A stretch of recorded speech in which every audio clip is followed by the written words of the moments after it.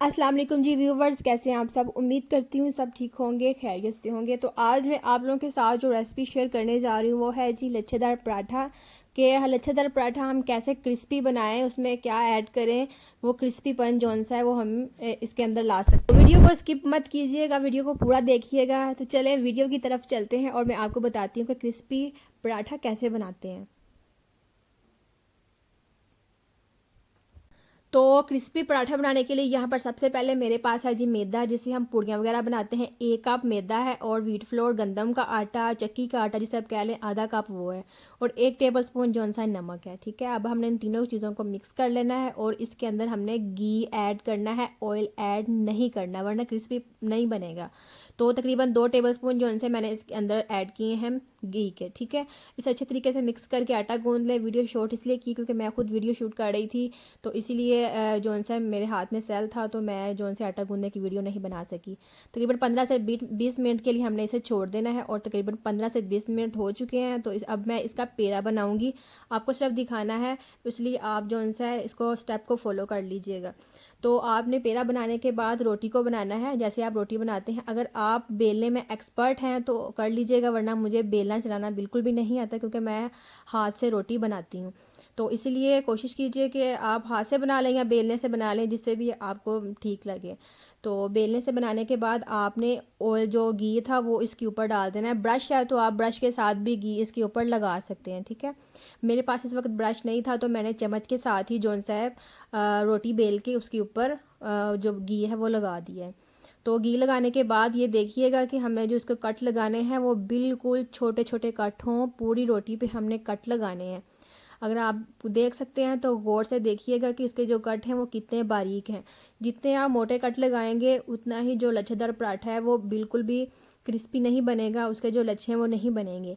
तो ये देखें, बिल्कुल थोड़ी थोड़ी स्पेस छोड़ के हमने इस पर कट लगाना है नाइफ़ के साथ। ठीक है, ये सारी रोटी पे हमने यूं ही जौन सा है कट लगा देने हैं।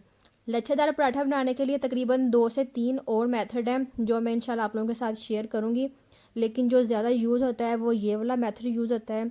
एक मेथड और है जो और भी यूज़ होता है, वो भी आप लोगों के साथ में शेयर करूंगी। जो आप लोगों को ईजी लगेगा आप उसी तरीके को अपना कर बना लें। अब हमने क्या करना है जी, जहाँ से पहले से हमने कट लगाया था उस जगह से हमने इसे फोल्ड करना स्टार्ट कर देना है। मेक श्योर कीजिएगा कि इसे अच्छे तरीके से फोल्ड कीजिएगा, कोई भी स्ट्रिप जौन सी है इसकी बाहर ना रह जाए। अच्छे तरीके से जौन सा है इसे आपने फोल्ड कर देना है, लेकिन अपने हाथों को ऑयल से ग्रीस कर लें, और सॉरी घी से ग्रीस कर लें।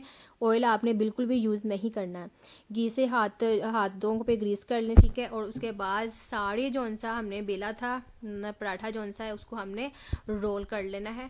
और रोल करने के बाद ये देखें, मेथड को फॉलो कीजिएगा, जैसे हम पेड़ा बनाते हैं बिल्कुल वैसे ही हमने इसे गोल करके इसे गुलाई में ले आना है।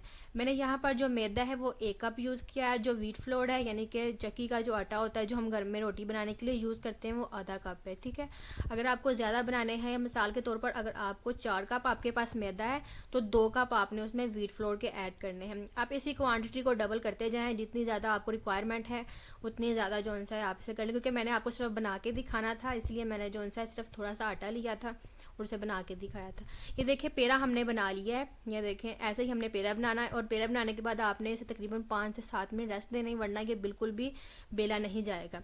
तो मैं हाथ से ही इसे बेल रही हूँ क्योंकि मैंने पहले बता दिया कि मैं बेलने में एक्सपर्ट नहीं हूँ। ठीक है, मैं हाथ से रोटी बनाती हूँ।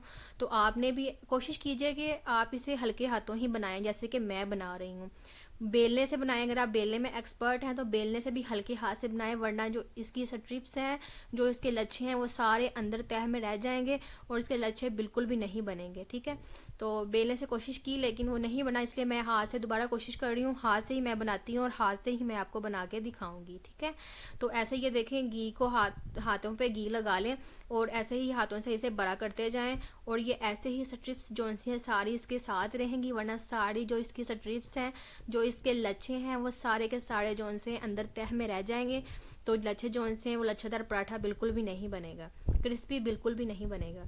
रोटी को मैंने बेल लिया है, बिल्कुल रेडी है। अब हम तवे को गर्म करेंगे और उसके ऊपर डाल देंगे। ठीक है, और डालने के बाद आपने पहले इसे पकाना है, फ़ौरन से इसके ऊपर जो घी है वो नहीं लगाना। मैं फिर से रिपीट कर रही हूँ कि घी का यूज़ कीजिएगा, ऑयल मत लगाइएगा। ऑयल लगाने से क्रिस्पीपन नहीं आएगा। कोई भी आपने कुछ क्रिस्पी चीज़ बनानी है तो उसमें घी का इस्तेमाल किया करें, ऑयल का इस्तेमाल ना किया करें।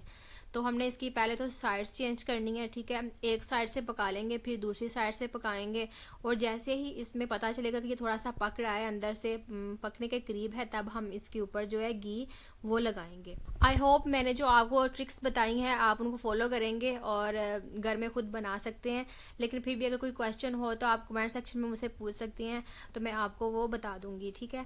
तो जैसे मैंने बताया बिल्कुल उसी स्टेप्स को फॉलो कीजिएगा, इंशाल्लाह आपका पराठा बहुत ही अच्छा और बहुत ही यमी बनेगा, बहुत ही टेस्टी क्रिस्पी बनेगा।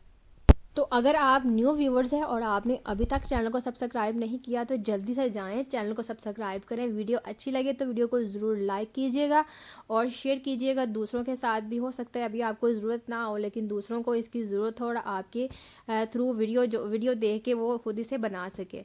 तो ये देखिए हमने दोनों तरफ से तकरीबन 50% पक चुका है, तो तब हमने इसके ऊपर जो घी है वो लगाना है।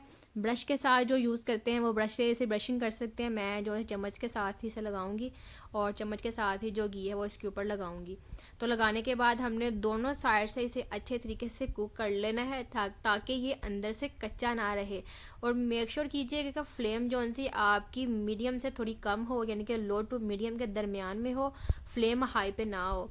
अगर आपके पास नॉन स्टिक पैन है, यानी कि तवा जो सा नॉन स्टिक है, फिर तो क्या ही बात है, फिर तो आप जो सी है मीडियम पे भी रख लेंगे तो जो सा है पराठा जलेगा नहीं।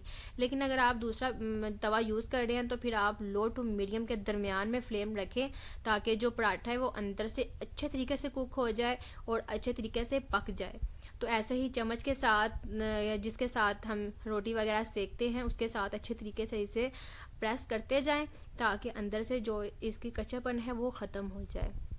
तो ऑयल भी लगा, हमने घी भी इसके ऊपर लगा लिया है, ठीक है। और एक साइड से जो पराठा है वो पक चुका है, तो साइड्स जो सी है चेंज करने के बाद ये देखें इसके जो लच्छे हैं वो अभी से ज़ाहिर होने शुरू हो गए हैं, ठीक है। और जब हम इसे उतारेंगे, जब ये पूरी तरह कुक हो जाएगा, अब जब इसकी बाइट लेंगे तो इतना क्रिस्पी होगा। तो आप ये खुद देख सकते हैं। आई होप आपको वीडियो अच्छी लगी होगी, इन्फॉर्मेटिव लगी होगी। तो वीडियो अगर अच्छी लगी है तो ज़रूर लाइक कीजिएगा और शेयर कीजिएगा दूसरों के साथ भी। तो अभी ये बिल्कुल गर्म था तो मैंने इसे उतार के अभी आपको दिखाना स्टार्ट किया है। आप देख सकते हैं कि कैसे इसके जो लच्छे वो बने हुए हैं। जब आप पहली बाइट लेंगे तो आपको ये बहुत ज़्यादा क्रिस्पी लगेगा। तो मिलते हैं एक नई वीडियो के साथ, तब तक के लिए खुदा हाफिज़।